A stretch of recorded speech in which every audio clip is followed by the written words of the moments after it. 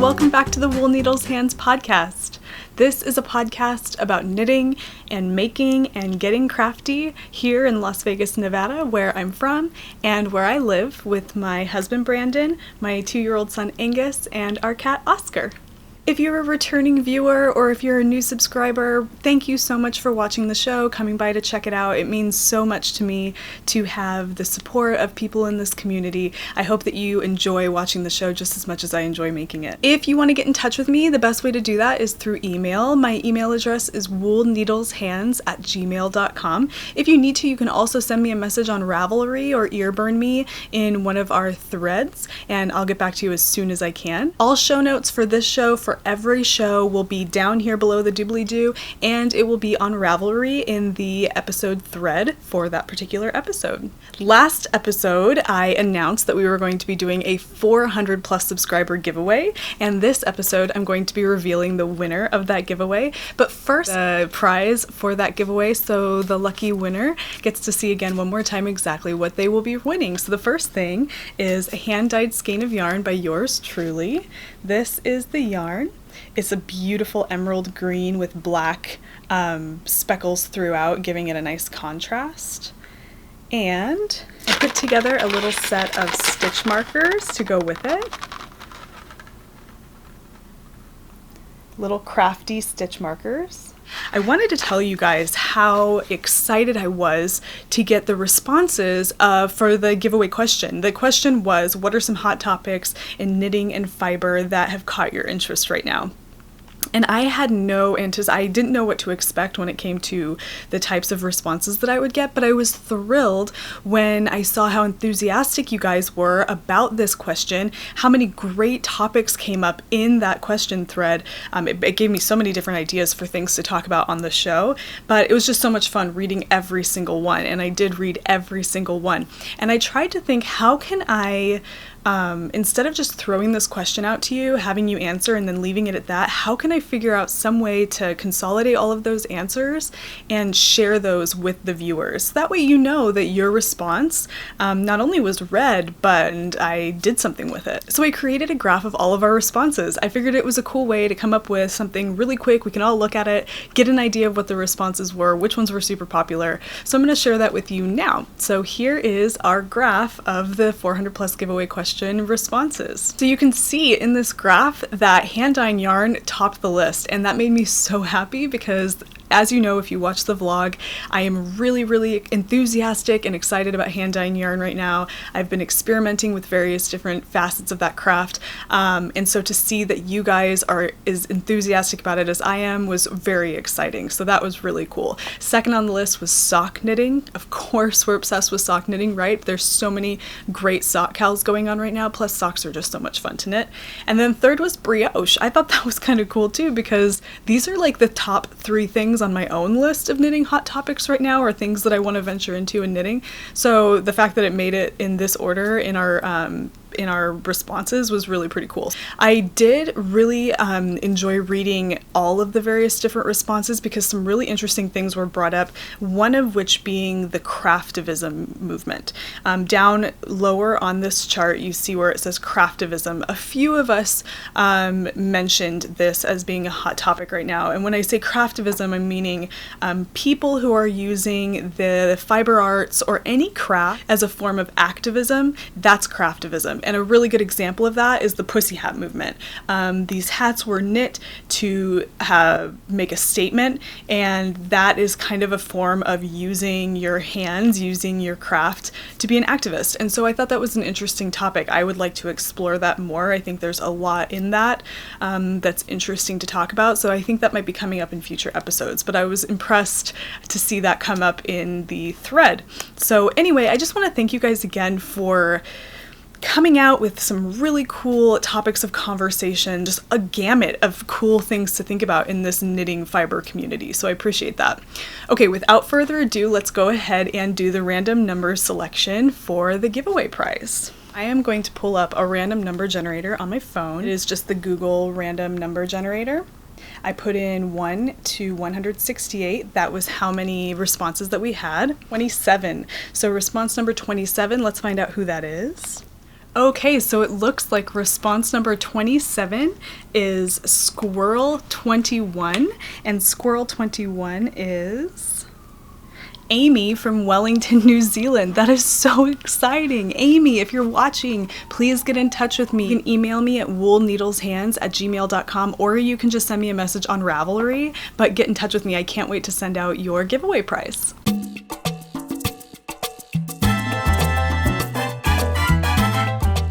Today I'm actually having something a little bit different to drink in my cup.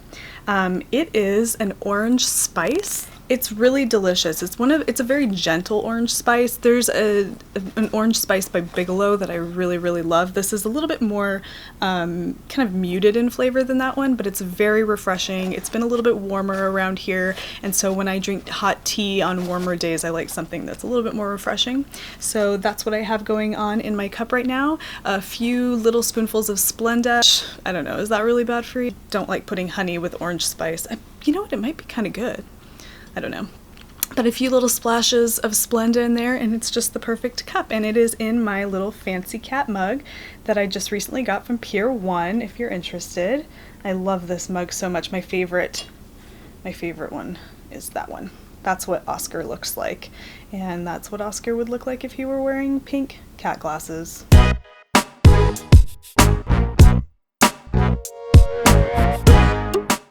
Alright guys, let's update everybody on the knit-alongs that are going on right now. The Wool Needles Hand Spring Hat knit-along is underway. It's in full swing right now. We are knitting lacy beret / slouchy hats out of fingering weight yarn, something transitional that can get us through spring into the warmer days when we still would like to have a knit accessory to wear.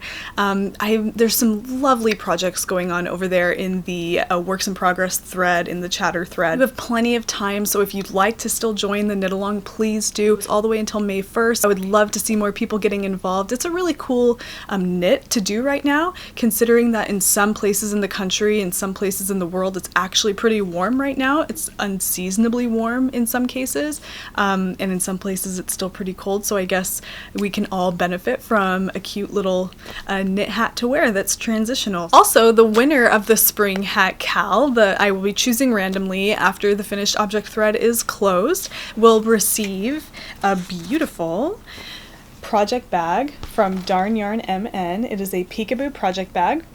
It has this really pretty narwhal print on the inside and on the back side. And then, of course, this pretty polka dot motif on the front with the neon pink zipper and her lovely little progress markers. This is a mermaid. I will also be including a skein of my own hand-dyed yarn. This is it here.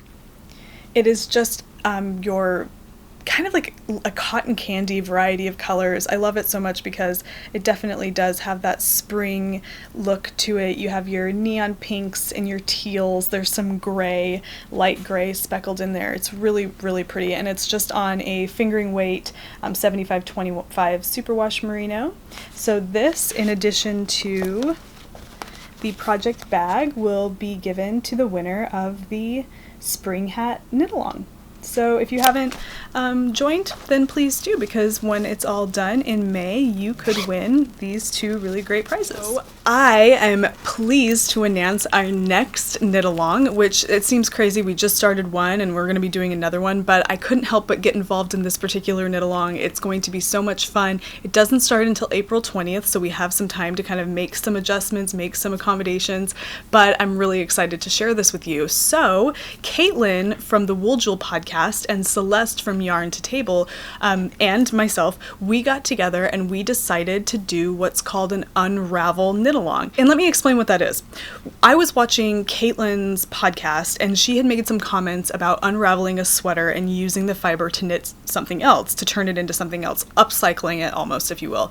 And I had been kind of thinking about the idea of using recycled fiber, upcycling fiber for a little while now. And so when I saw that she started started talking about it, I got in touch with her to see if maybe she'd like to do some kind of a knit along to that effect. She was super enthusiastic about the idea, jumped on board immediately, and it kind of just took off from there. So the reason we chose April 20th for this is because it's Earth Day, and the purpose of this unravel along is to find an item at a thrift store, something knit, preferably a knit sweater, and there's lots of different ways of determining the proper knit sweater to use for unraveling fiber, but we're going to be finding a piece of knitwear and then unraveling it and using the fiber to knit something different, whether it be a sweater or just an accessory. It's completely up to you, but it's just a way to kind of emphasize the whole idea of recycling to go along with Earth Day, upcycling fiber. There's so much beautiful fiber languishing in thrift shops right now, and this is kind of our way to support the movement of recycling fiber, fabric, decreasing our crafting footprint, I guess you could say. I know that a lot of people have kind of embarked on this journey in the past, and there are a lot of blog posts out there that talk about how to find that perfect knitted garment to unravel, because there are certain things that you have to look out for in that regard, and I'm going to be posting a separate video that talks about those details. Caitlin from the Wool Jewel podcast has already posted a video where she talks about these details, so please go over, check it out. It's very informative and helpful, and it'll kind of give you a jumping off point if you want to go out and start shopping around for your knitted sweater. Basically, what we're doing on April 20th is we're going to cast on to the new knitted project, and up until April 20th, it's our job to go hunting for a piece of thrifted knitwear that we can unravel and collect the fiber for that project that we cast on April 20th. There is already a thread for this knit along on Ravelry in the Wool Needles Hands group, so you can check out some information there. There is a blog post that's very helpful when it comes to choosing the right kinds of sweaters linked in that thread, so head over there, check it out, and like I said, another video will be upcoming shortly to give you a little bit more of an idea of exactly what we're going to be doing with this. But I just wanted to give you a heads up now so you kind of know what's coming. Some of you may be completely ready, you may already know what to look for and you want to just go out and hunt down your sweater right now. I'll be giving you the specific rules for the knit along in the next video, but like I said, Caitlin has actually already done this, so if you'd like to head over and check out the video that she posted on the Wool Jewel podcast, it'll just give you a heads up until I get my video up and running. The lovely Jessie from Blue Sheep Yarn Co. was kind enough to donate the prize for the Great Unravel 2017 knit along, and I am so excited to share this with you. I wanted to have some kind of a prize that reflected the whole idea of natural crafting, earth-friendly crafting, and what I love so much about Blue Sheep Yarn Co. is that all of the yarns, which are gorgeous, are dyed using natural dyes from plants that are harvested in the area. And they are out of Cortland, New York, and all of the plants that are turned into dye are harvested in that area. And so I thought that was such a cool type of prize to accompany our knit along. So let me go ahead and share that with you now. She donated a skein of this beautiful light fingering weight yarn. And this is dyed in buckthorn berry. And it is amazing because look how vibrant this color is. And any of you who are familiar with natural dyes, I guess this is not new to you, but for somebody like me who is just learning about traditional dyeing and doesn't know very much about natural dyeing, I'm so amazed at how rich this color is and how vibrant this color is coming from buckthorn berry. So, Jessie, this is just beautiful, and I'm so proud to give this away for our unravel along. It's just gorgeous. This, like I said, is a light fingering, 375 yards, 2.5 ounces, and it is a 6-ply superwash merino, and it has her little Blue Sheep Yarn Co. label, which is really cool. In addition to the yarn, she also donated one of her gorgeous indigo blue tie-dyed project bags. And this is it right here. It's gorgeous. So this, like I said, is tie-dyed using natural indigo. She has her little label on the side with her Blue Sheep Yarn Co. stamp right here. Of course, the strap, and then I love this navy and gold zipper detailing that's happening here. It's so pretty. and it has a leather little zipper pull, which I like. So this bag is beautiful, and in addition to the bag, she's also sending, and this is inside the bag, it's just a little card, and it tells you how to care for the bag, considering that it is dyed in indigo. So I think this is just such a great prize for this particular knit along. I'm so excited to be able to share this with you guys. So Jessie, if you're watching, thank you so much for your donation. I think that this is going to make one lucky viewer so happy.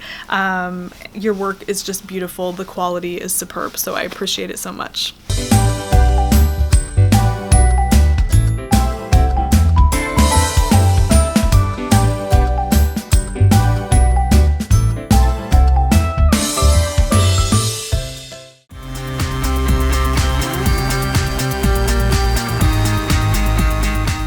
So I'm super excited to announce that I have chosen all 9 of my patterns that I'm going to be sewing for the Make 9 2017 challenge. I didn't actually choose any that were in those books, and I think that sounds crazy because I was going through them. I had checked out that many books at the library for the purpose of finding items, and it wasn't really because I couldn't find anything in any of those books. It was because I went pattern shopping at Joann Fabrics, and it ruined me.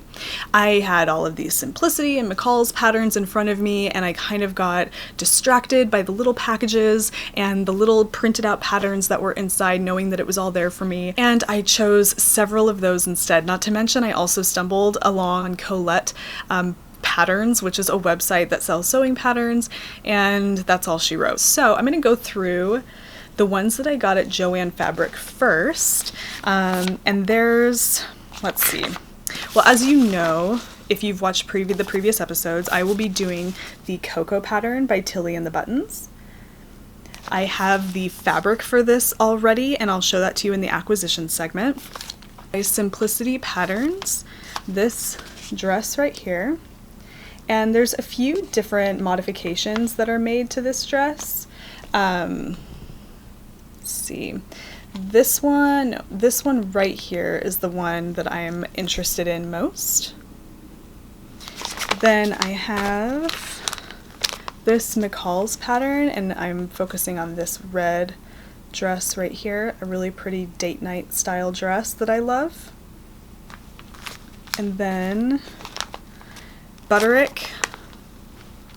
This is the pattern packet with all of the options, and this is the one I love the most. I just saw Amy on Little Tailoress. She made a kind of a 70s inspired ruffle sleeve empire waisted top just recently, and it was so pretty. And so when I saw this one at Joann, I kind of was thinking about that, and I thought that the little ruffle sleeves are super cute. So, and I actually really like this one too, so maybe I'll settle on that yellow one instead, but all of them are really pretty.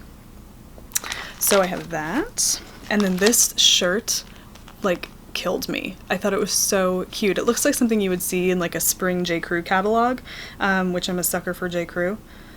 So yeah, I can't wait to do this. I don't know if it's going to be too hard, if it's going to be really hard, challenging, who knows, but it is so cute. And there's a few other really cute options down here. I love boxy tees. I love square backs. So this kind of encapsulates everything that I love in a good spring top. Is by New Look, and it is this simple kind of like shirt dress. I really love this yellow option right there. That looks like right down my alley. So I'm not a big fan of open shoulders, so I don't think I would make this one. I like the other 3 for sure. So okay, so that is what I have physically in my hands right now that I picked up from Joann to go along with the Make 9 2017 challenge. But in addition to those, I did find some at Colette Patterns. And so the first one that I found at Colette is called the Jane. And it is just your basic t-shirt, and I wanted to have a basic t-shirt pattern because I love a good quality t-shirt, and I figured if I could figure out a way to sew up a really good t-shirt, then that's a staple item in my wardrobe that I don't really have to worry about finding at the store, because usually when you buy the really good t-shirts, the ones that last you forever, you have to pay a pretty good price for that, and it's kind of a bummer to have to pay that kind of money for a t-shirt. Something that, especially if you choose a white t-shirt, t-shirt can become unwearable so quickly. The next pattern in the lineup is the Laurel. And this is another t-shirt style dress, but you can also make it into a top if you crop it. And I actually really like the top more than the dress, which you can see here has that really pretty floral print. So I think I'm going to move towards the top as opposed to the dress. But it'll be nice to have both options. And then the last of the Colette patterns is the hazel dress. This I love so much because of that V stitch going on the bodice. And also it just has that perfect quintessential date night dress look to it, which I really would like to have something like that I can sew in one of those perfect classic colors. And it's pretty versatile. I think this is something that you can layer up for colder weather or layer down for warmer weather. So I'm really, really excited about that one. Oh, and I don't want to forget too, there's another one that I am going to be doing, and I just saw Tabby from the Hey Sister podcast wearing this dress on her previous episode, and it is the Moneta dress. It is just your basic jersey, kind of like a natural waistline, long sleeved dress. I think it has a little bit of a scoop. Yep, it has a little bit of a scoop back to it. But I saw this and knew that this would be so comfortable. And then when I saw Tabby wearing it, she mentioned how comfortable it was, and it just looks so good. And just another really easy item to throw on and be comfortable in. And so I'm really excited about that one too for the Make 9 2017 challenge.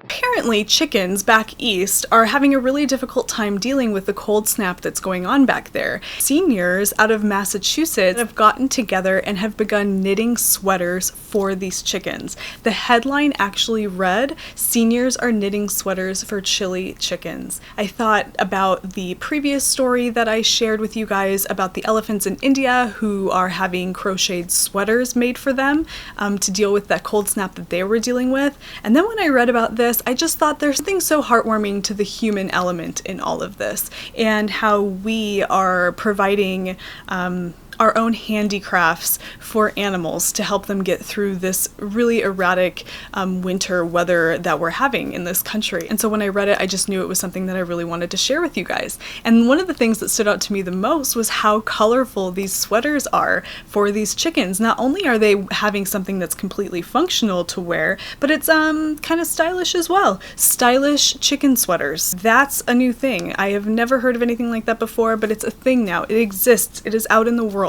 Stylish, colorful chicken sweaters. So here, I'm going to show you a few pictures of some of these little chicken jumpers.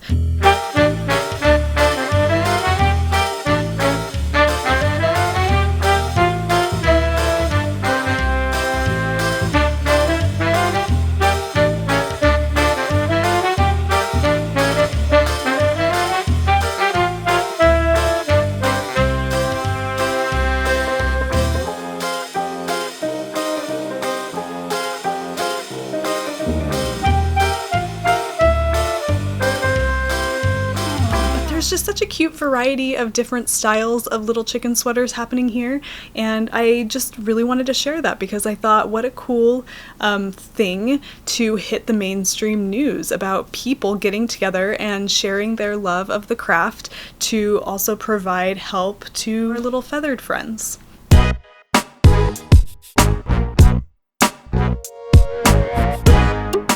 I have had quite a bit of time to sit down and do some knitting between the last time that we spoke and now, and so I'm going to be happy to share with you some of my progress. Not only that, I've been working on a new project for the Spring Hat Knit-along, and so I'm excited to show you what I have going on with that. But first, I want to share something with you guys that is a new work in progress, but not a new project, which sounds really confusing and cryptic, and I'm not trying to be that way. But a few of you, I've actually had some people get in touch with me about the purple sweater, telling me how they loved it and that they didn't want me to frog it, or that it was too bad that I had frogged it. And so never you fear, because folks, it still exists. And here it is. I have taken out that darned rolled collar that I had tried, and well, it actually wasn't rolled when I took it out, it was a ribbed collar, which ended up being a huge disaster if you watched a few episodes ago. So it is now back to being like this. So it's just a raw collar, which I'm going to be adding some stitches to. So I'll just so it's just a raw collar. I'm going to add, pick up some stitches along here, and I'm going to turn it into a ribbed collar. I've taken out the bottom hem. So you can see here the bottom hem is gone. I'm going to knit just a little bit longer, and I'm actually not even going to do a ribbed hem. I'm just gonna bind off normal and have it be a rolled hem. And I don't know, maybe you can give me some advice. Is that not a good idea? Is it not a good idea to do a ribbed collar and then a rolled hem at the bottom? Because now that I'm saying it out loud, it's starting to strike me as maybe not right. Maybe I should just stick to the rolled collar idea and then do a rolled hem at the bottom so they match. I don't know. If you have any insight on that, let me know. But, you know, overall, I'm really happy that I didn't rip this out, only because after I took the collar out, after I took up that bottom hem, I started to see exactly what I was looking for when I started to knit this sweater. And I think it might be cute if I just leave it with relatively short sleeves. So a few things I'm thinking about with this. Should I do a ribbed collar and also have a rolled hem, or is that kind of a faux pas? Is that a no-no? Should I make sure that the hem and the collar match? You can help me with that. Should I do short sleeves or should I do full-length sleeves? With this particular style of sweater, I'm keeping the length of the sweater relatively cropped because I know that the weight of the yarn is going to cause it to stretch vertically, so I don't want it to be too long, but I also don't want it to be too short, so I'm going to try and find that happy medium. But so anyway, if you have any insight on any of these things, please get in touch with me. Just put a comment down in the doobly-doo or whatever and let me know what you guys think. And that sweater is living in my Fringe Supply Co. Woolalooya bag. So here's my Woolalooya bag. This is the bag that will be going with me to Vogue Knitting Live this weekend. But right now it is holding my big purple sweater. So actually about a week ago, I received my yarn from Long Dog Yarn that I had ordered. It is the February colorway that Brandy just last month put out. And once I received it, I knew that as soon as I finished one of my stripy socks, considering I stopped knitting them 2 at a time, as soon as I finished one of them, I was going to cast on the first of the new socks in Brandy's yarn. So these are just a plain vanilla sock, and I wanted to just do a plain vanilla sock because the yarn is so pretty that I just wanted to showcase the yarn, and also because I like knitting a plain vanilla sock. So this is my plain vanilla sock in Long Dog Yarn in the February colorway. There we go. So this color that you're seeing here is actually called Fig. It is a mini that was sent with the February colorway, which is this one right up here, and they go together just so beautifully. I love them so much. As soon as I saw the two together on Instagram, I just knew not only did I have to have it, but I knew that they would knit into the most amazing socks with contrasting heels, cuffs, and toes. And yes, it is definitely proving to be that way. So I love them so much. When I do my vanilla sock, I just do about 1.5 to 2 inches of a 2x2 rib, and then I knit for however I want my leg to be. I just knit that much in inches, and then I begin my heel. And because I love this fig color so much, I think I'm going to do a heel flapping gusset, because I love a heel flapping gusset. I think it's such a cool, classic looking style of heel, and it really showcases yarn nicely if you're doing a contrasting color, and so that's why I wanted to do a heel flapping gusset with these. Here is the cake of the February color. You can see I had a tangle issue, and so I had to pull some yarn out of the middle. I've been having a lot of trouble lately with knitting from the middle, and I think it's because my ball winder is doing something funky with that yarn in the middle. But I don't know. But look at this. Isn't this just gorgeous? And then the fig color in the cake is this. Oh, it's so juicy. It just looks like pomegranate juice. It's a sexy color. Can I say that? It's just got that sexy... It's yarn with sex appeal. I think that's a little too much. But yeah, so those are just going to be another pair of vanilla socks. Now here's the thing. I can get really bad second sock syndrome, especially if I'm not loving the yarn, so I don't think that's going to be a problem here. But also, I decided to knit this concurrently with the second of my stripy socks, and I think I'm going to start doing that from now on, because then I feel like you get a little change of pace when it comes to yarn that you're using or pattern that you're knitting, to kind of alleviate any potential second sock syndrome, because I am not knitting socks 2 at a time right now. I've done that bit and I raved about it in previous episodes, because your socks get done at the same time. You don't have to worry about sizing issues, but like I said in the previous episode, it's really painfully slow. And not only that, doing a heel turn 2 at a time is torturous, in my opinion. So I just abandoned the whole technique altogether. So right now I'm knitting socks 1 at a time and concurrently with a sock from a different pair. So I don't know, if you're struggling with second sock syndrome and you need some kind of a strategy to alleviate that, try doing that. Try knitting concurrently 1 sock from one pair with 1 sock from another pair and see if that works for you.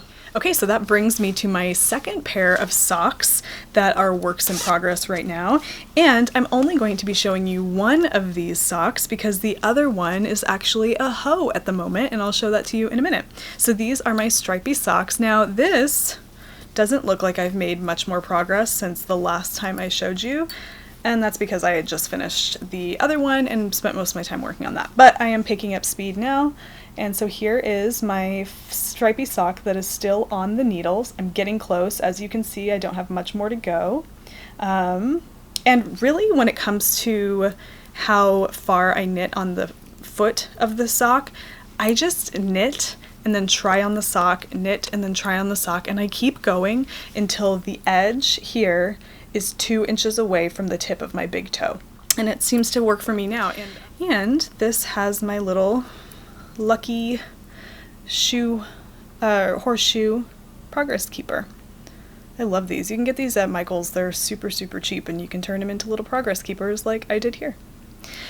And these are knit with Rock and String Creations Seaside Treasure. And sorry about this. This is a hot mess. I have nothing to say about this. But anyway, the yarn is beautiful. Beautiful, beautiful, and what I call these colors minty colors. They just remind me of after dinner mints, and I love it. It's beautiful. So Rock and String Creations in Seaside Treasure, and these socks are living in a project bag by Darn Yarn MN, because these are amazing project bags. It's just a peekaboo project bag, as you can see there. Oop. Let's turn it. And it's beautiful. The fabric is gorgeous. I love the little Darn Yarn MN label. And then we've got our little strap there. So there's that. Okay, my Find Your Fade shawl. I am quite a bit further than I was when we spoke last. I think when I showed this to you last time, I had just started this pale pink color here, and now I have made it all the way through that color. And I am on to my my 4th color. And I really love the way that this is turning out. So let's see if I can show you. Okay, so there's my most recent color. And going all the way up, you can see the purples and then the really darks. And there you go. So that's my Find Your Fade, and I'm really enjoying it. Okay, so out of my works in progress, last but certainly not least, is my spring hat. My spring hat is being knit on Madeline Tosh Prairie. This is the cake. Now, Prairie is actually a lace weight yarn, and it's far too fine for the pattern that I chose. And instead of abandoning this yarn, because I love it so much, this color is beautiful, I just wound the yarn 2 strands together. So I don't know if you can see, I'm looking pretty closely at this, but the yarn strands are doubled there. So that way it becomes kind of more of a fingering weight, and it's actually working out pretty well. It also kind of lends the stitches a little bit of a nice definition because the yarn is single ply. You're getting more of a multiply definition to the stitches. So I have this on a 16-inch circular, so I'm not able to spread this out to show you as well as I would like to the lace pattern, but I'll do my best. So And it looks so tiny. Like, look at how small this looks. If I just hold it up like this, it looks so small. But if I could stretch these stitches out, you'd be able to see. So let's see if I can't stretch them out. So it's just your basic leaf stitch pattern. It's nothing super fancy because I'll be completely honest, this is probably the second lace project. Yeah, I think this is like this is the third lace project I've ever done. And I didn't choose this pattern because I thought that it would be easy for me because I couldn't have a challenge. It's just I really loved the leafy pattern, but I didn't want something that was going to be too intricate. Actually, a couple of people in the chatter thread have talked about how when you have a toddler or, you know, you have a family and when you're knitting things like this, it's really hard to knit those really intricate lace patterns. And I always have thought that if I really wanted to knit something super intricate, a super intricate lace doily or shawl, I would have to be holed up in a cabin somewhere by myself because if I had any outside distraction, it would be really hard to focus. Even when, you know, I can sit on my own, there's just something about those intricate lace, you know, pattern, who knows. So this is just kind of perfect for me. It's a relaxing knit, it's a beautiful pattern, it goes really well with this really pretty green yarn.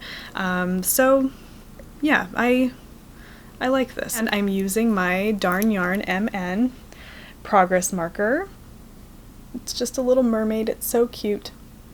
And I'm using my bread clip to keep control of my long tail. If you watched the last episode, I showed you this little tip of using a bread clip to control your long tails. And this spring hat is living in the Darn Yarn MN project bag that was gifted to me by Chelsea from Darn Yarn MN. When she gave me the project bag for the 400 plus subscriber giveaway, and I love it so much. It has there's narwhals, there's a mermaid, a sea captain, this is a compass, and it says somewhere beyond the sea in little scrawled writing. But it's just so pretty. I love this toile style fabric, and it looks really pretty with the prairie on the inside. Oh, and the pattern that I'm making, the spring hat pattern that I'm making, is called Exploring in the Woods, and it's by Melinda Vermeer. And here it is. This is what it's supposed to look like. It's really pretty. Perfect little slouch.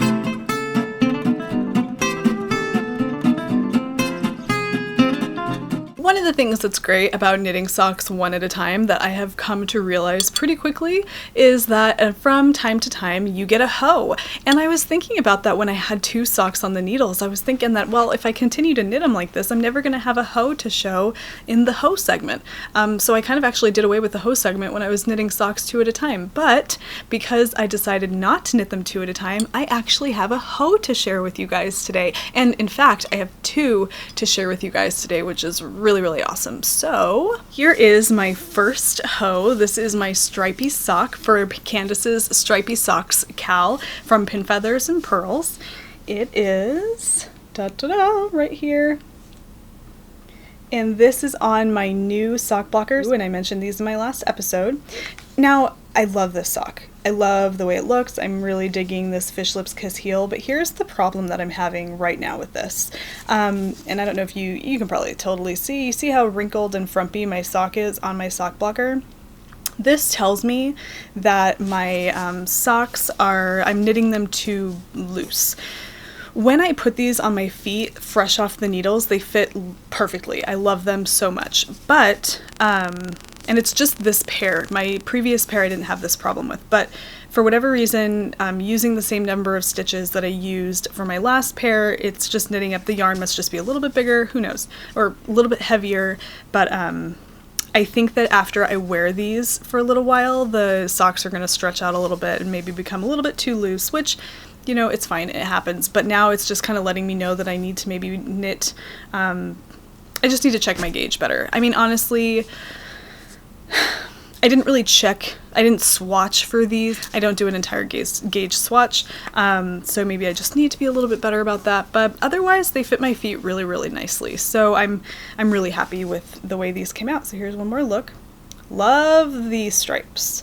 I love the way the stripes knit up here, and I love the little color blocking that's happening down here on the heel. So yeah, These are really pretty.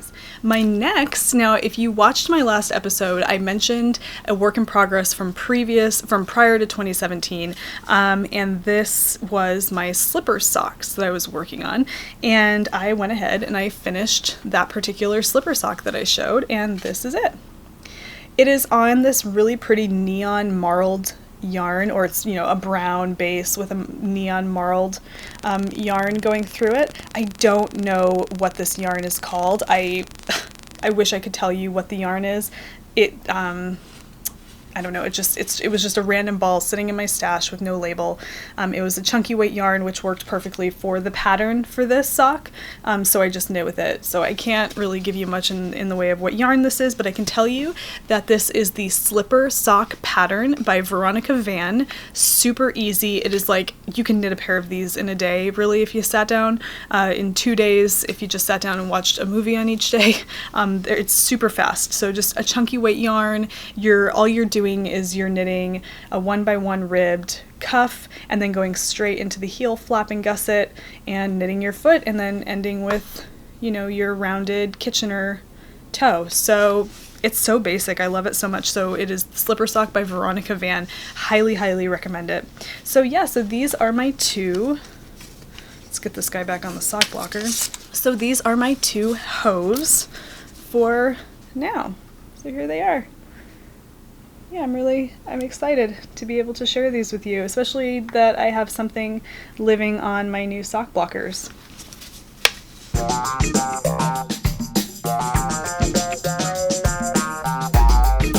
So I don't have any knitted finished objects, but I do have some yarn that I just recently dyed in my most recent dyeing session. And if you are watching my vlog, Making Progress, you've seen a few of these things, but if you haven't checked out my vlog, that's where I show lots of the different dyeing experiments that I'm doing, and some of my different dyeing results. If you're interested, check it out. It's called Making Progress. My most recent installment was episode 3, where I actually dye up some of the skeins I'm about to show you here. Okay, so the first skein I'm going to show you was actually dyed on a commercial yarn by Lion Brand. It is their Fisherman's Wool. It's kind of like a light Aran weight, worsted weight yarn. It was already an ecru color. It didn't have any dye over, well, I don't know if they dyed it that color, but it didn't seem to have any color on it, so it was pretty easy to dye over, and I really like how squishy it is when it's all wrapped up in a skein. So I just used it. I had some here. I didn't have any plans for it, and I figured it's a cool way to practice with hand dyeing, because it's a pretty cheap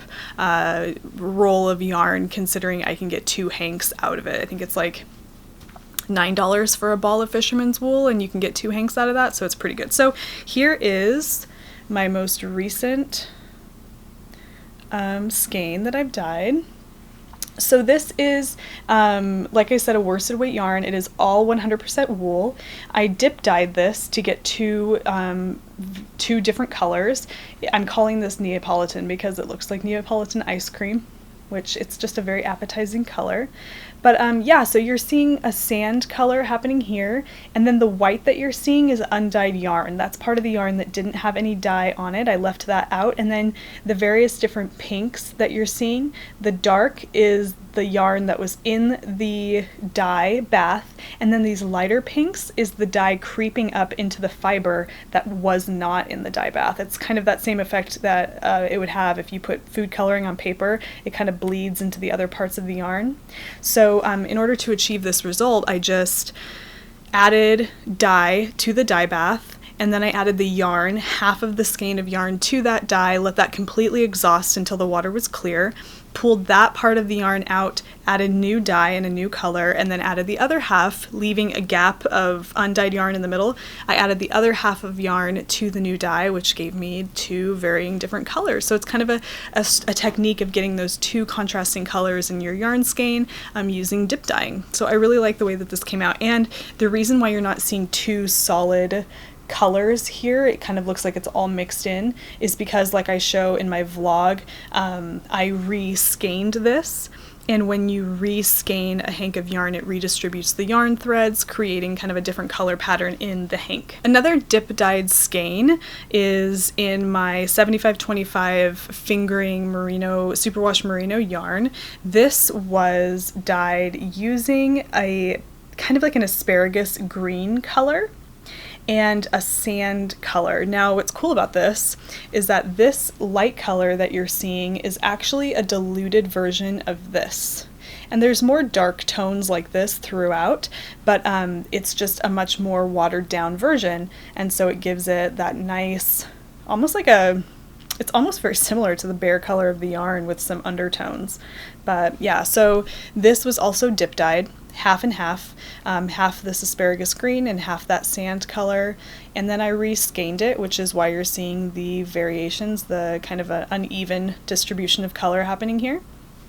And I'm really, really happy with this. I have no idea what I'm going to do with this, but it was just kind of a cool experiment on dip dyeing yarn, and it's so nice and soft. Sometimes yarn can almost lose its softness after it's been dyed, and I think that has a lot to do with if you've rinsed it out well enough, because you are it's soaking in citric acid for so long that can kind of rough up the fibers a little bit.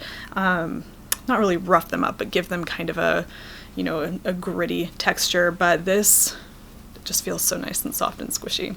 The next is on the same base, and it's using the same sand and asparagus green colors except that I added pink to this. Now this was not dip dyed, this was kettle dyed. So this is a yarn that is dyed in a shallow bath of water, and then color is added to the yarn in various different places, creating real strong pools of color in the yarn.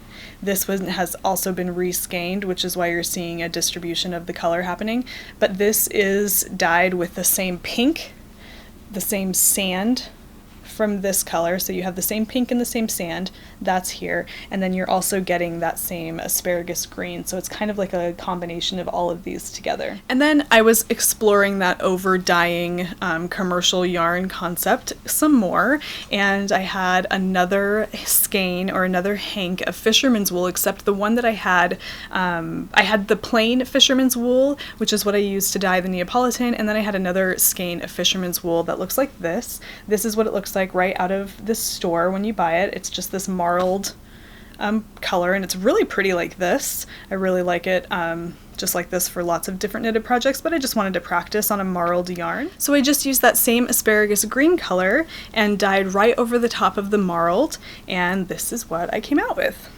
It's a really, really pretty version of this color, and the yarn that was originally the original color had kind of it was a little bit darker than the ecru of the first fisherman's wool that I dyed on, and so it kind of, I think, made this color a little bit more rich. So this is the original and this is the over dyed, and I really, really love it. It's a beautiful version of that marled yarn. It can be done, guys.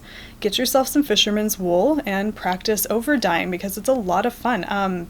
There is a darker sand color that the fisherman's wool comes in, and I'm almost tempted to, and I have it, and I'm almost tempted to over dye that, because it's a real, it's already a pretty dark color, so anything that you dye over the top of that will just have a much more deep and rich tone to it. So I'm kind of excited to try that out, so that's next for me. That's one of the next dyeing experiments. I also took some more of the fisherman's wool and dyed up using that asparagus green and an immersion technique where I just added dye to the pot, added all the yarn to the pot, and waited to see what happened, and this is what I came up with. So this is more Lion Brand fisherman's wool, and I just dunked it in some of that asparagus green dye. I didn't let it completely exhaust because I kind of liked what I was getting at this point, so I pulled it out, washed it off, and this is what it came out like. And I've re-skeined this, but you can definitely see that even though it's kind of a tonal color, there are lots of really pretty variegated pieces in there. Lots of, I don't know how to say that correctly, maybe lots of variegation happening in the color, so it's really pretty. Those are my finished objects for this week, and I'm hoping that next time we meet I will have knitted finished objects to share with you, and I actually might even have some sewing finished objects, so we'll see. But that is all I have for this time around.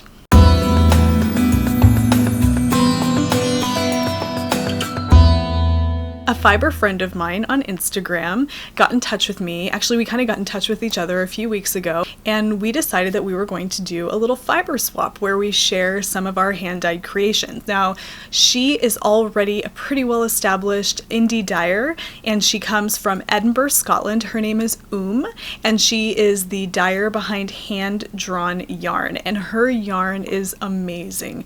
The colors are beautiful, and the color palettes that she chooses are so perfect. Everything is so vibrant and rich. I love her yarn so much. So when she got in touch with me about doing a yarn swap, I was thrilled and like flattered that somebody would want to do something like that with me, considering I'm completely new to hand dyeing yarn. And so for her to have faith in me to actually be able to deliver something pretty is really pretty cool. So I jumped on board doing a fiber swap with her. We just agreed on doing 100 grams and seeing what we got. So this is the skein that she sent, and it is in the Dance of Thistles colorway, and oh my heavens, look at that. Look at these colors together. They're just beautiful. Like this purple that's going on in here with this teal and green. Oh gosh, I love it so much. Now, I know that I had talked with her, with about possibly doing the Marled Magic Mystery knit along, and I think that's what she had in mind when she sent this. But as you know, because we have spoken recently, I'm not doing the Marled Magic Mystery KAL, so I have something very special in mind for this because it is just so beautiful. Like, look at that. Oh, I love it so much. And this is her business card. Hand-Drawn Yarn, Edinburgh, Scotland. And she is at Hand-Drawn Yarn on Instagram as well, and then you can find her on Etsy. All of her yarns are gorgeous. Definitely check out her mystery colorway. It's my favorite. That colorway is magic. I love it so much. Also, this is a 2-ply fingering weight 100% superwash merino. It's 100 grams and 375 meters, and it's just perfection. She sent this along with a couple of bags of tea and a really nice note, and I love it so much. It's so cool to have fiber friends in this community that want to reach out like this and almost become, pen pals. I love doing fiber share. I'm a part of that this year, but what makes this really special is getting to know agreeing on doing the share because of the things that we see each other doing on Instagram. I don't know, I just think it's really awesome. So thank you so much. I can't tell you how much I love being a part of this community because of things like this. So I don't know, I can't wait to knit with this because it's absolutely gorgeous. So if you guys haven't checked her out, Hand-Drawn Yarn, her yarns are beautiful. Check her out. You won't be sorry because it's great. When Jessie from Blue Sheep Yarn Co. sent the prize for the Great Unravel 2017 knit along, she also sent an additional skein of yarn with that. And so I'm excited because I'm planning on using this yarn for an upcoming giveaway. I have an idea of what the giveaway will be, but I'm not 100% sure, so I won't say anything about it now, but I will show you this yarn because it's so beautiful and I'm so proud to be able to give this away soon. This is the same 6-ply superwash merino light fingering, but this one is dyed using indigo, and it is superb. It is beautiful. Look at this blue. Oh, I'm telling you guys, these natural dyes, it's like I've been living under a rock, but this has really inspired me. And this, in addition to a few other things, including another podcaster that I've been watching lately, which I'm going to talk about in a little bit, has been inspiring me to dye with natural dyes because of the rich, vibrant colors that you can get. And gosh, I love this so much. Jessie, your yarn is beautiful. These colors are amazing. The fiber itself is so soft and so squishy. Just everything about it is beautiful. So I'm really excited to give this away in an upcoming episode for an upcoming purpose. Maybe we'll do another giveaway question, but I have some plans. But this is another skein of Blue Sheep Yarn Co. dyed in indigo. My husband and I took a trip to Barcelona a few years ago. It was actually the summer before Angus was born. And we went to, it's a museum and it's underground, and they are, ancient ruins from the Roman period before Barcelona was I'm not even gonna give you the whole history lesson because I can't remember everything, but what I do remember was when we were walking around through the archaeological dig that's down there and through these ruins, and keeping in mind you're underground, there's a segment or a section of the ruins where they tell you, there's a placard that tells you that this is where they would dye their clothing.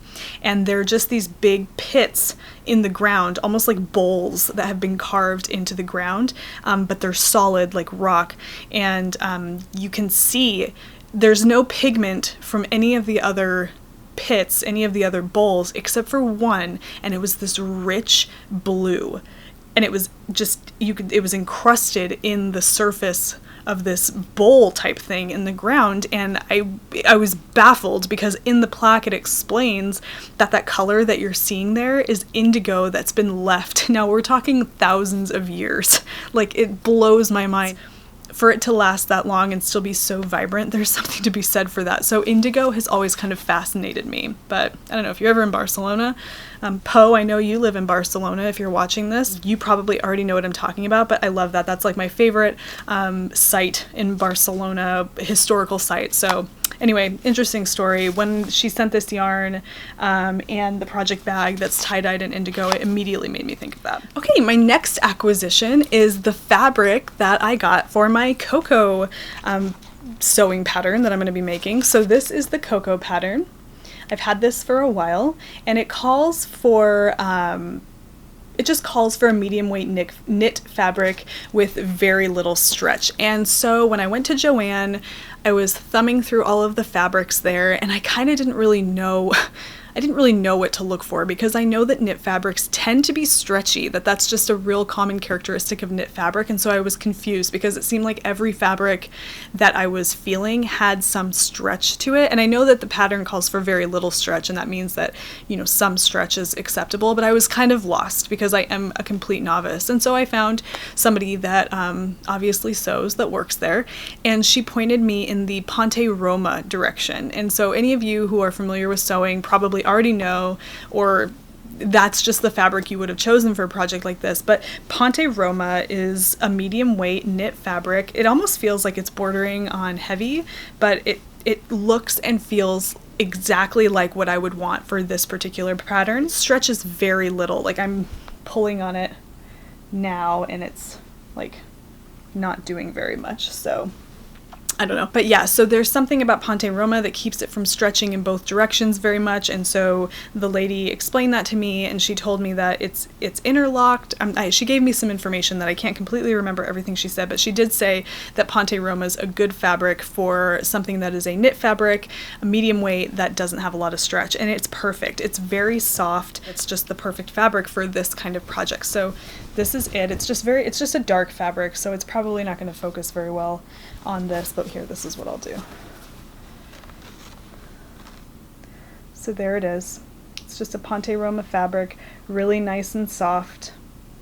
And I think that because the cocoa pattern that I'm shooting for here is this one with the funnel neck and the shorter sleeves, I want something that's more classic, something I can wear as a neutral, and I think that this color, this navy color, will look really good in that setup. So I'm looking at the screen right now at how this looks, and I'm really, really excited about it, because I think with that funnel kind of collar, yeah, I think that looks really good. So yeah, it's just a basic navy for a basic classic style top. We'll see. But that is my fabric for the cocoa pattern. My last acquisition is something I'm very excited about, because it is my day pass for Vogue Knitting Live that's coming up this weekend. This came in the mail about a week ago, and when I got it, it was like Christmas, because it meant that I was actually gonna go to Vogue Knitting Live. So this is the day pass. It has my schedule on the back, which tells me all the classes that I'll be taking and at what time. I'm gonna be taking, 2 of them are classes and 2 of them are lectures. So I'm doing Flawless Finishing, which is a class on how to do professional finishing with your knitted garments. A lecture on turbo throwing, which is super fast English style knitting, which I'm excited about that. The lecture by Michelle Wong called Designer's Perspective, Behind the Scenes of Creating a Collection. Hand-painted yarn, a colorful journey for the beginner. So I'm really excited about this whole weekend coming up. It's a really big deal. It's going to be at the Red Rock Hotel and Casino, and that's actually not on the Strip. That's way west, just below the mountains, and it's a beautiful casino hotel. So I'm excited to see how it goes in that kind of a venue and give it its own little Las Vegas flair.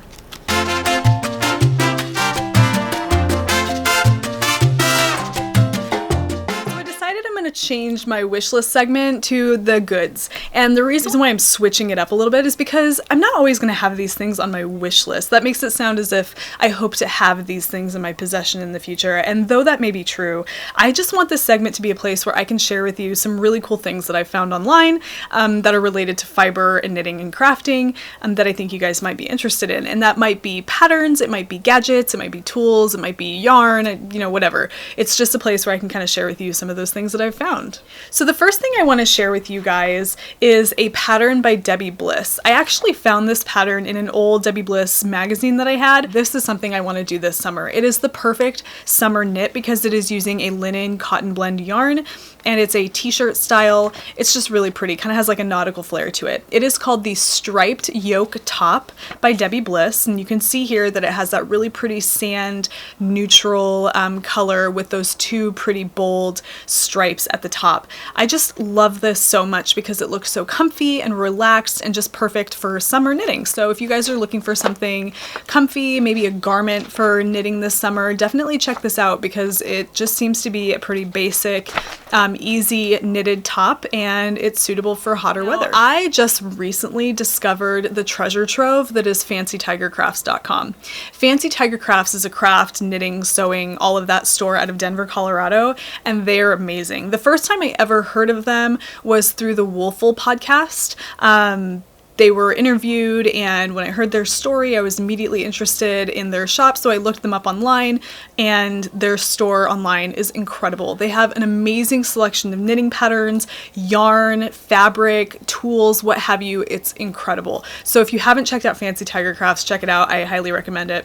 While I was there, I saw something that was so cute in the way of stitch markers, and I love cute little stitch markers, and these are wild animal. They have wild animal, fiber animal, jungle animal stitch markers, and they look like this. So these are just little stitch markers that look so rustic and handmade, and just the perfect little marker that you'd want to have hanging from your project. I love them so much. They have them in all different animal varieties. These are just a couple here. Okay, the next gadget, it's not really a gadget, it's just more something like a trinket that is super cool, super connected to our fiber craft. It is from Magpie Fibers, and it is a stitch marker necklace.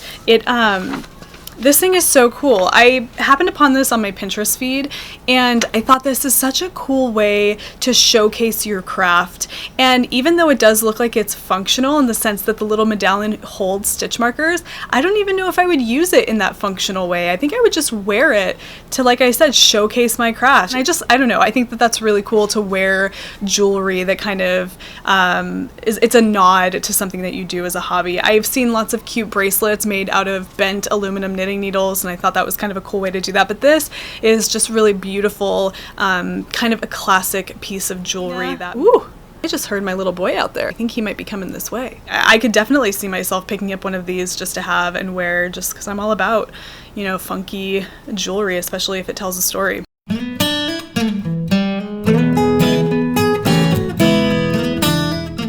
Share with you guys some podcasts that I've watched in the last couple of weeks since we saw each other. There's a few that I think somebody's coming to see what's going on. Well, hello, come here. Come here, baby, let me see. Oh, come on up. Look. Can you say hi? Hi. Hi. Say hi. This is Angus. He just woke up from his nap. Okay, so he's going to join us for the Love of Pods segment, and I'm going to share with you guys some podcasts that I've been watching recently. You want to hang out? You probably don't want to touch that. But here, look at this. Want to see? Okay, so the first one that I want to share with you guys is the Dunkelgrün podcast. That is Anna, and she's out of Zurich, Switzerland, and I love her podcast so much. She does a lot of natural dyeing. She's one that has inspired me to try my hand at natural dyeing fibers because her approach and the way she talks about natural dyeing fibers is just really inspiring. She has a chemistry background, and though she doesn't make it sound very scientific in the sense of it being unapproachable, she just has kind of a really cool attitude about the whole thing. Is that Daddy? Come here, bud. Oh, it's okay. He's doing good. Okay, my co-host is gone. Daddy took him in to have a snack. Okay, so I was talking about Anna at the Dunkelgrün podcast. And yeah, like I said, she's into natural dyeing. She has a chemistry background. Really soothing podcast to watch. Her image quality is spot on. You can tell that she takes a lot of time to make sure that she's providing you with a quality show. She just has that insight that you're looking for in a really great podcaster. A nice balance of chat with information. I kind of think that when I watch a podcast, I like to take something away, not only learning about the person, but also something that maybe I can use, and she definitely provides that. So if you haven't checked out the Dunkelgrün podcast, definitely check out Anna. She's awesome. The next podcast that I wanted to mention is Poe out of Barcelona. He has the podcast Poe Knits. He just started. I think he's on his 3rd episode now. I don't think he's posted another one since, but he's a really cool guy to listen to. He's so natural and real, and I enjoy listening to his take on the projects that he's doing. He's an actor and a bartender in Barcelona, and he shares some things about his life. He shares some of the sights from where he is in that city, and I think that that's really cool. And I also love watching him deal with his cats in the background. It's hilarious. So Poe, I'm watching, and I love it. So keep it up. You're doing a great job. Yeah, you make me happy. I like turning on your podcast.